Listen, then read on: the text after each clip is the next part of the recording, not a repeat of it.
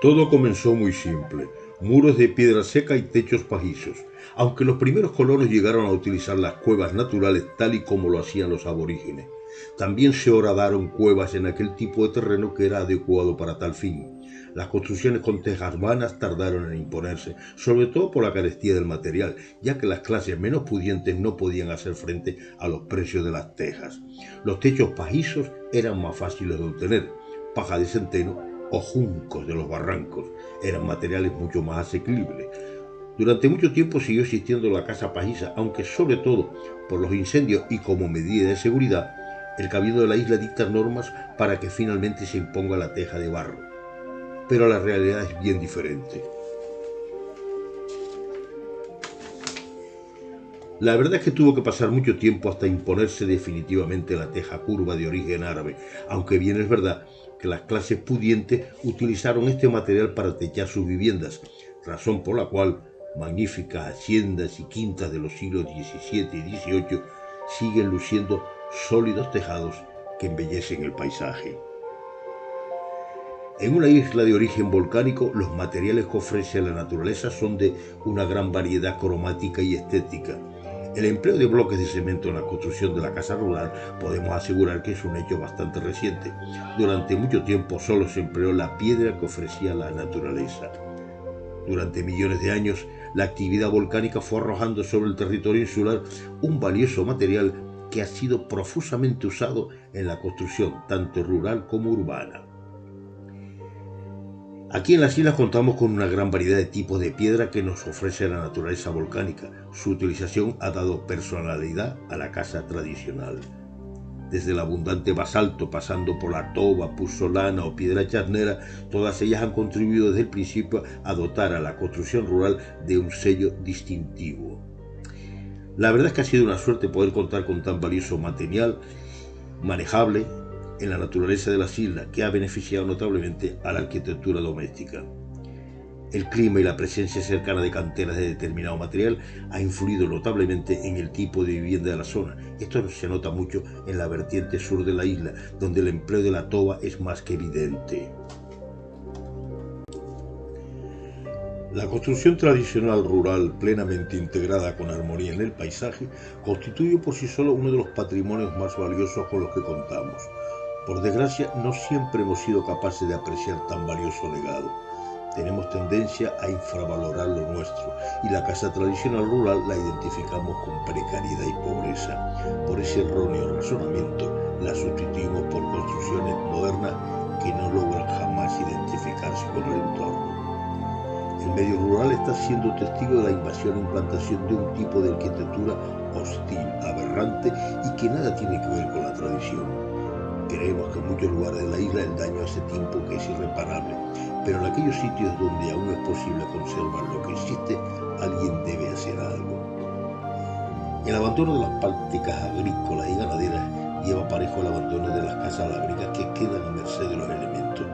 La mayoría de estas construcciones son del siglo XIX.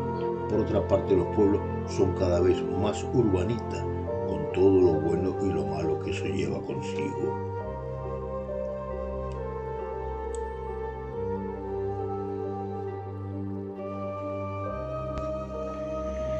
El clima y la presencia cercana de canteras de determinado material ha influido notablemente en el tipo de vivienda de la zona.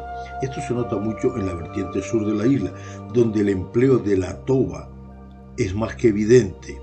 En esta parte de la isla, donde las canteras de toba o puzzolana son abundantes, siempre fue el primer recurso a la hora de construir una vivienda. Por el contrario, en la vertiente norte se utiliza más el basalto. La toba ofrece además una particularidad. Se nos muestra con diversos tonos o colores que van desde el ocre hasta el rojo. Las mejores canteras de toba roja se localizan en Anaga, mientras que la toba blanca o tosca tiene sus mejores canteras en la zona sur y en Arico. El basalto, que puede ofrecer diversos aspectos y texturas, a pesar de no ser un material muy difícil de labrar, solo en contadas ocasiones se labraba. La mayor parte de las veces se utilizaba tal y como lo ofrece la naturaleza. No podemos olvidar otro tipo de piedra abundante por la zona sur de la isla, la llamada piedra charnera, dúctil y fácil de tallar. y muy utilizada en la construcción y en la elaboración de pavimentos, atarjeas, piedras de lavar y en las construcciones más nobles. En las paredes donde se utiliza basalto, solo las piedras mayores se disponen como cabezas, dejando la cara exterior a plomo, para después llenar el interior con cascajos, piedras pequeñas y barro. Cuando se usa la toba volcánica, las piedras de las esquinas, así como los vanos de las puertas o ventanas, son sentadas sin mezcla, ya que estas piedras se suelen labrar con gran esmero.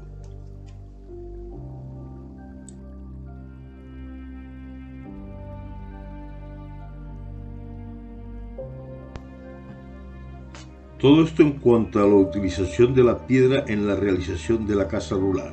El siguiente material en importancia y utilidad sería la madera. La abundancia de madera en la isla y su fácil acceso hizo posible que las mejores maderas se utilizaran en la construcción de la casa tradicional. Pino, barbusano, brezo, viñátigo, laurel, palo blanco o castaño fueron algunas de las maderas más utilizadas. Claro que el uso de las maderas estaba condicionado por el poder económico del propietario de la casa, por lo que la humilde vivienda de una familia labriga solo podía contar con las maderas más imprescindibles.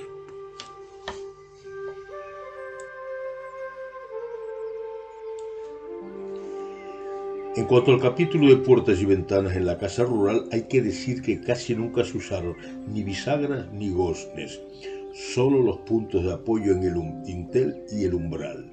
Las puertas solían ser muy simples, solo gruesos tablones clavados en un marco, aunque en algunos casos disponían de tablones decorados con cojinetes y alojados en el marco. Las puertas tenían dos puntos de apoyo, el superior cuyo macho entraba en un hueco del dintel y el inferior o quisio que se apoyaba sobre una especie de platillo de latón colocado en el umbral o chaplón.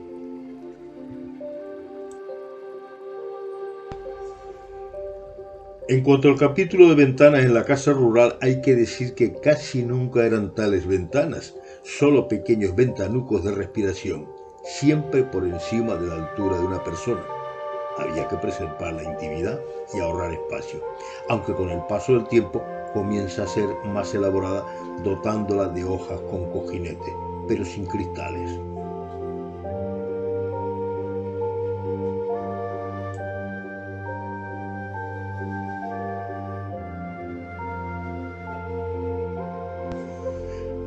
Algo que ha distinguido la ventana de la casa tradicional tanto rural como urbana han sido los bancos de cuna o asientos de espejuelos. Estos bancos, que se igualan con el grueso de la pared, han sido una solución simple para poder sentarse junto al antepecho de la ventana, contemplar el paisaje y ver pasar la gente.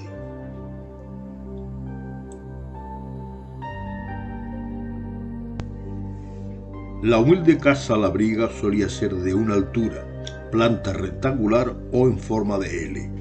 Los muros de 60 centímetros de ancho y formados por piedra y barro terminaban con una viga embutida llamada viga solera, sobre la cual se colocaban los gibrones o pares que soportarían el tejado. Había diferentes formas de tejado, podían ser de 2 aguas o de 4, por lo que la configuración era diferente. Sobre los pares o gibrones se colocaban las latas, de forma horizontal, sobre las cuales iban las tejas. En cuanto al mobiliario de la casa labriga, este solía ser muy austero. Alguna mesa de madera en la cocina y alguna caja de tea para sentarse donde se guardaban las viandas y otros enseres. El resto del mobiliario lo componían la consabida alacena, donde se guardaba la vajilla y la talla del agua.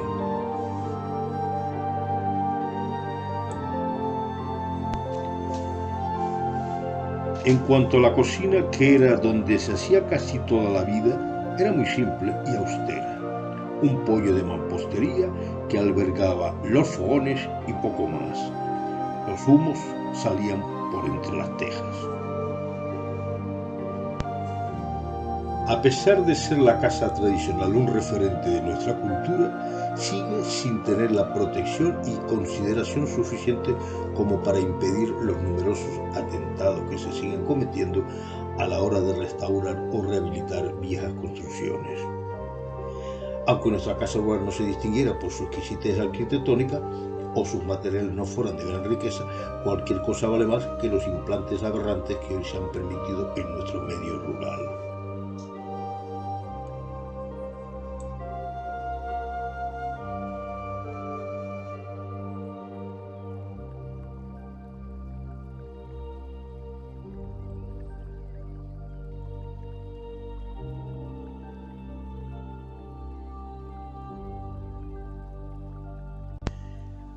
Puede que sea en abandonados y alejados caseríos, hoy casi deshabitados, donde se conserva lo más genuino de la casa tradicional rural. Pero si nadie lo remedia, con el paso del tiempo y los elementos, la mayoría de estas construcciones desaparecerán o quedarán muy deterioradas.